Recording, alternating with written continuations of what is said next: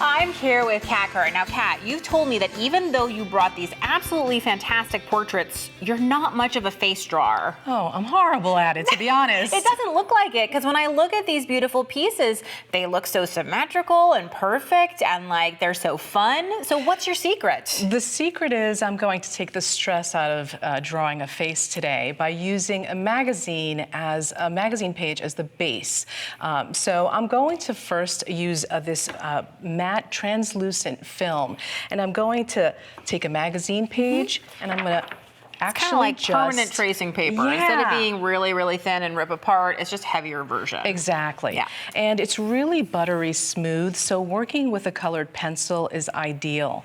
And I don't have to stress about this, and I did stress, I'll be honest. I just don't like drawing the faces. I like doing everything else except this part right here. So this just makes it really easy. And it's almost like you're creating your own coloring book. Would that make sense? Yeah, absolutely. Yeah, definitely. And you can, have fun with it. You don't have to stress so much about it. So once I add the outline, then I'll take some additional colors and I'll do some shadowing. There are some really lovely colors that you can do the shadowing on. You can add some color to the eyes if you want to. And you can just keep going until you have the full face there. So you're just using your colored pencils until you're happy. Until I'm happy with it. And then I'll move on to add it to the fun part, really, because this is where the design really comes in. And so I'm going to use these India ink pens, and she was calling for some flowers, so that's exactly. Aren't we all calling for some flowers? I love flowers. So that's what I decided to go with. And instead of just drawing completely onto the face, I'm just going to take a little bit of color.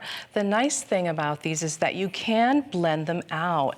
It almost looks like paint then instead of a marker. Yeah, yeah. And you can use different colors. You can see this is what's going to be a little flower. It doesn't look like one right now, but I'm just doing one petal at a time. I love to do faces that aren't traditional, that aren't realistic, because I feel like one of the reasons to make art is to make a statement, is to have fun, is to, they always say, like, when you look at a piece of art, you should be looking at something that the artist is trying to tell you about the world. Oh, that's great. I love that. Right? I love that. And I'm also going to use some green, just for the greenery in the flowers. And again, I'm going to just spread it around using my little cotton swab here. And because I had the flowers, she was also calling for some wordage on the side. I love that she's a muse and she's talking to you and telling you what she wants, but I think that's the kind of thing that happens when you start making art, especially of people. They talk to you. And the great thing about these markers is that they do have a pointy, end on there, so it's really easy to write some, you can make it thick or thin. I was going to say brush script is so popular. I'm terrible at it, but it always looks like so much fun. And so you can just add whatever you want until you are completely happy with the design. Awesome. And so once you add all of your flowers on there, they're not really popping. And so I'm going to take a fine tip marker, and it's in black, and I'm just going to highlight all of these little petals. So this is an opportunity for you to take control of what is kind of blobby and really make it more purposeful and complete. That's it's almost like you could stamp on top of it, you can draw on top of it, but you're just adding those outlines. That's right. And it really just makes everything stand out. And I'm not just going to do the flowers, I'm also going to do the eyes, the whole entire thing. And it really makes everything pop.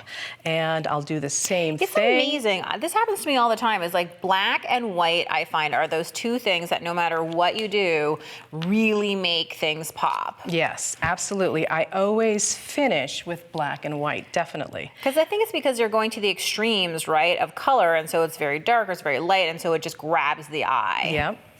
I see. So you're using different tip widths, actually. Yeah, and that's just whatever you want. And so once you finish with adding your black, I finish off this page by just coming back in with a little bit of shadow and the crayons, and just adding it to the sides and making sure that she's really standing out.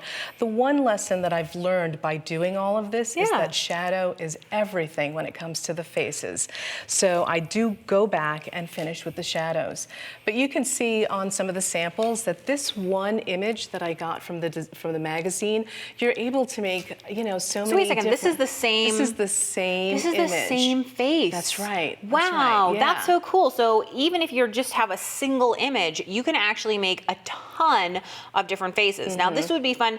Wouldn't this be fun? Like you do it, like put it on a T-shirt. Oh, you could put it on your wall. You could do all sorts of stuff and really customize it, even as a gift to somebody. Make the hair like them. Make the whatever. As long as you just have that face structure underneath. Yes, it's sky's the limit. That's what I think. So. And I love that you can use so many different supplies: pens, markers. Do you know what I mean? Pencils, whatever it is that you want. I mean, whatever's on the desk, I'm using it. So if I have acrylic paint, whatever, I'll use it.